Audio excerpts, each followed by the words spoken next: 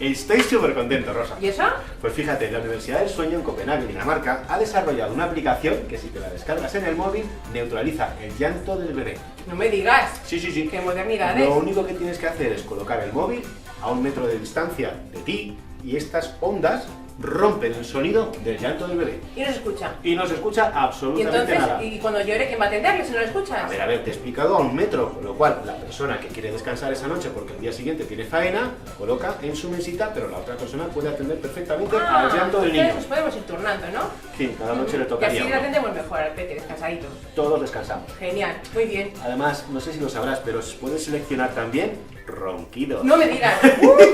Esto me ha gustado a mí también mucho, ¿eh? No lo dirás por mí. Pues sí, por ti claramente, porque lo voy a decir, si no. No me gusta la idea. Pues sí, está muy bien. Y la verdad es que si la quieres ya, te la tienes que descargar a través de la aplicación de Pequeñeques, No me porque digas. hemos sido seleccionados. ¡Qué guay! Así Anda. que dejaremos el enlace para que la gente pueda descargarse la aplicación y pueda, lógicamente, tener acceso también al Baby Cry. ¡Qué chulo! Pues nada, vamos a descargárnosla. Perfecto. Bueno, tú ya la tienes, me la tengo que descargar yo. Ya lo sabéis, si la queréis, Baby Cry. Eliminamos el sonido del llanto y del ronquido.